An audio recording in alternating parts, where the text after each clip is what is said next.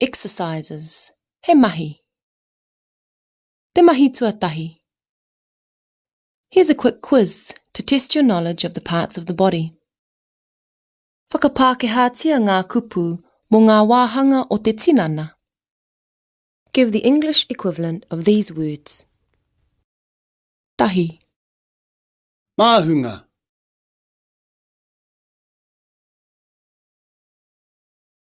Rua. Pakihiwi.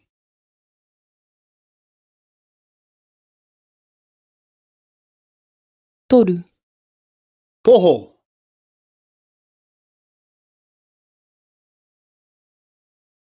Whā. Hope.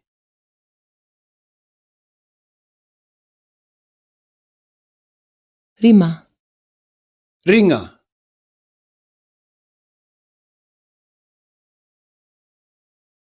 Ono. Puku.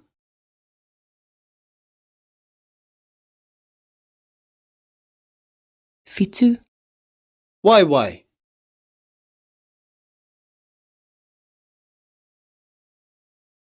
Waru. Nono.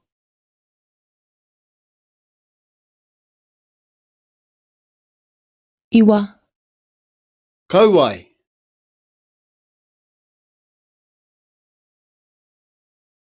Tekau. Taringa. Now say the Māori equivalent of the following words. Whakamaoritia e nei kupu. Tekau mā tahi. Tang.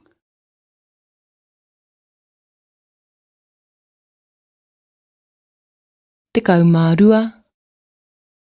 Teeth.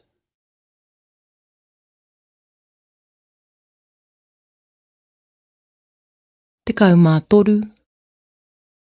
Mouth.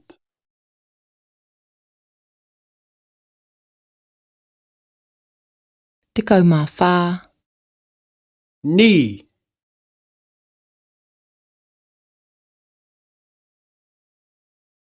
Tekau mā rima. Ear.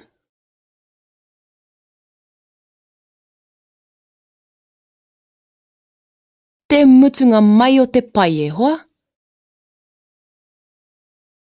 Te mahi tuarua. Whakamutua e nei kōrero. Complete the following sentences about parts of the body and what actions they do. Here are a couple of examples. Anei he tauira. A. Ko tahi taku ihu. Hei hongi.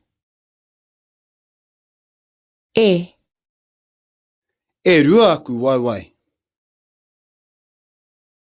Hei hikoi. Tahi. E rua aku karu.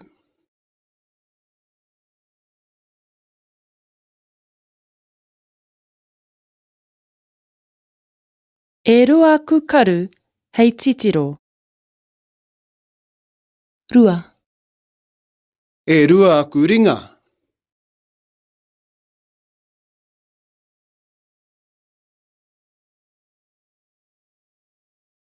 E rua aku ringa hei awhi.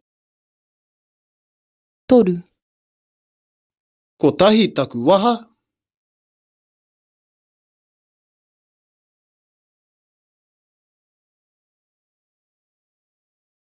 Ko tahi taku waha hei kōrero.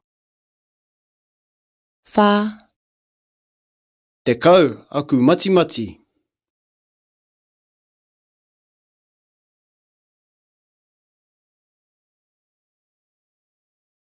Te kau aku matimati hei mirimiri. Rima. E rua aku taringa.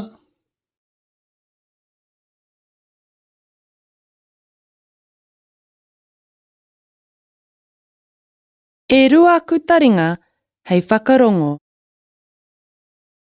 Ono. E rua aku ngutu.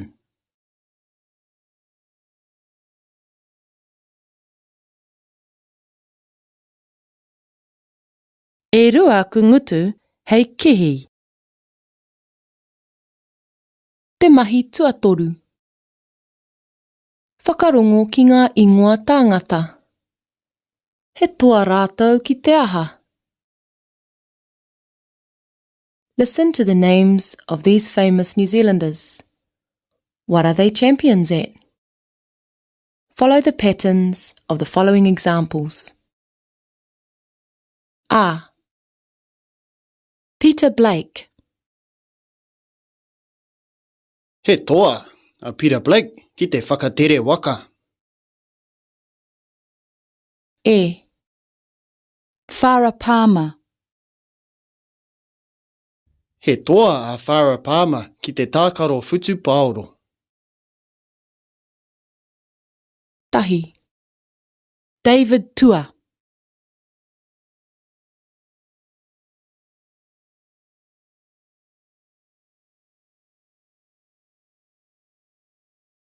He toa a David Tua ki te meke meke.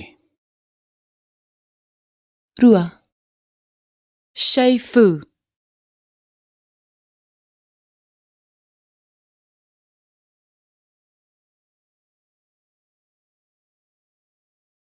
He toa a Shei Fu ki te waiata.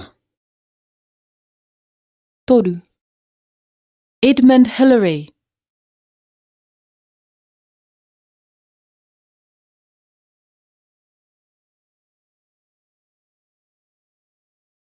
He toa a Edmund Hillary ki te piki maunga. Whā. Bernice Mene.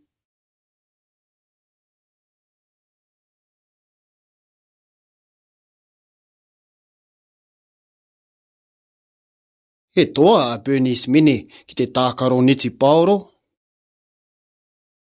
Rima. Mike King.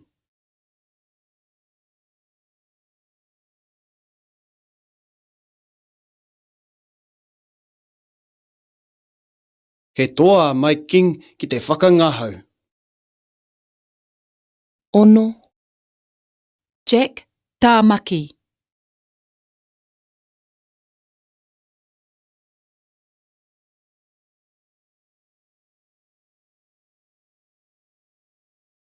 He toa a Jack Tamaki ki te āwhina i te ara reo.